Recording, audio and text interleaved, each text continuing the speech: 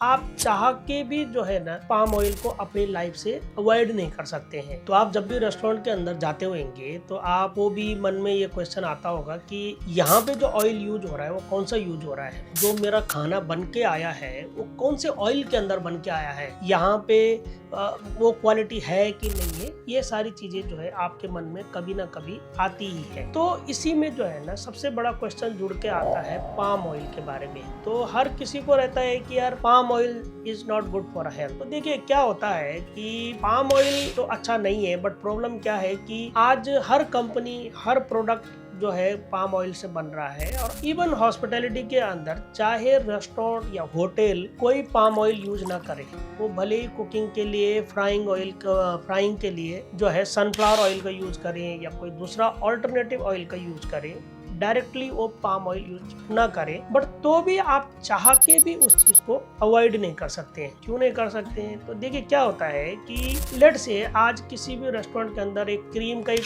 Packet का मैं example देता हूँ, क्रीम का एक पैकेट आता है और तो हर जगह में जो है ना वो क्रीम हर रेस्टोरेंट के अंदर यूज होती है। इवन केक्स में ले लो या फिर आप खाना बनाने में भी ले लो, आप बटर चिकन बना रहे हो तो क्रीम जा रहा है, बटर जा रहा है। बट प्रॉब्लम इज आप किसी भी क्रीम के पैकेट के पीछे भी देखेंगे तो उसमें क्लियरली लिखा होता है देयर इज 23% ऑफ क्रीम उस प्रोडक्ट के अंदर यूज होता है। अब रेस्टोरेंट तो डायरेक्टली नहीं कर रहा है, बट अब वो क्रीम डाल रहा है तो आपके खाने में पाम ऑयल आ गया। ये नोनली नहीं आया, अननोनली ही आपके खाने में जो है पाम ऑयल की एंट्री हो गई। तो आप उसको आप चाह के भी अवॉइड नहीं कर। आप बटर डाल रहे हो उसके अंदर पाम ऑयल आ रहा है, आप बेकरी प्रोडक्ट खा रहे हो उसके अंदर जो मार्जरीन बनता है that is all made of palm oil. तो ये सारी चीजें जो है ना आप चाह के भी आप अवॉइड नहीं कर सकते हो। बेकरी के प्रोडक्ट चाहे बिस्किट ले लो या कुछ भी ले लो, बड़ी सी बड़ी कंपनी के बिस्किट ले लो, आप इंग्रेडिएंट लिस्ट में देखेंगे उसमें पाम ऑयल का यूज हुआ रहता है। अब ये पाम ऑयल बनता कैसे है? तो देखो पाम ऑयल बनता है ऑयल पाम ट्री के फल होते हैं उनसे जो है ये बनाया जाता है। और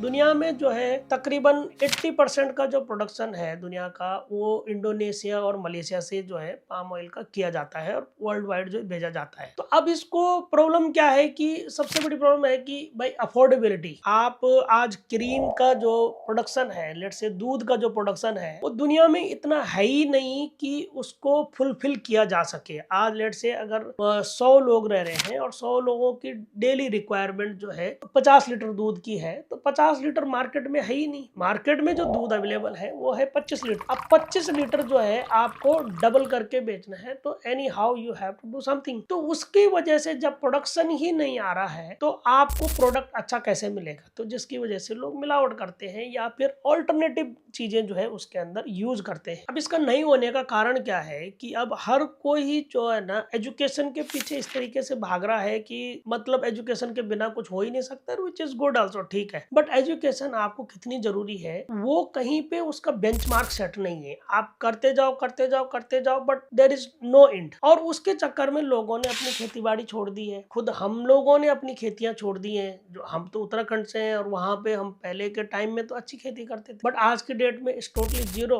और हम डिपेंडेंट हो गए हैं सरकार के ऊपर या दूसरी चीजों के ऊपर। और जब आज प्रोडक्शन ही नहीं हो रहा है, जब हमने खुद अपनी जमीनें छोड़ दी हैं, तो आपको खाने के लिए फिर ऐसा ही मिलेगा। और कोई भी आज ये नहीं चाह रहा कि मैं जो है ना किसान बनूं या मैं कोई खेतीबाड़ी करूं। हर किसी का तो यही है कि भाई मैं डॉक्टर बनूं, इंजीनियर बनूं, साइंटिस्ट बनूं, ये बनूं वो बनूं। ये सारी चीजें जो है ना हर किसी की आज की डेट में रिक्वायरमेंट है और गवर्नमेंट भी उस चीज में अब प्रयास कर रही है, जब जो है ना चीजें बहुत हाथ से निकल गई है बाहर। तो अब आप इस चीज को चाह के भी कंट्रोल नहीं कर सकते हैं। और इसके ऊपर अब जो भी लोग मुझे लगता है डिबेट करते हैं कि भाई palm oil is not good for health, तो उनकी डिबेट ही गलत है मेरे हिसाब से। वो क्यों गलत है भाई? जब आप उगाओगे ही नहीं और आपको सारी चीज हाथ में चाहिए, तो फिर जो मिल रहा है उसको खा के खुश रहो। खाली पीली का उसके अंदर ज्ञान बांट के या झगड़ा करके या फिर प्रोटेस्ट करके कोई फायदा नहीं होने वाला। पहले आप खुद शुरुआत करिए उसको उगाने की। उसकी जगह ऑल्टरनेटिवली आप जैसे सनफ्लावर उगाइए और सनफ्लावर ऑयल का प्रोडक्शन करिए। उसका करेंगे, प्रोडक्शन बढ़ेगा तो अल्टीमेटली इसका प्रोडक्शन घट जाएगा। और दूसरा क्या है कि जो पाम ऑयल है वो काफी सस्ता आता है एज कंपेयर टू द दूसरे ऑयल, और जिसकी वजह से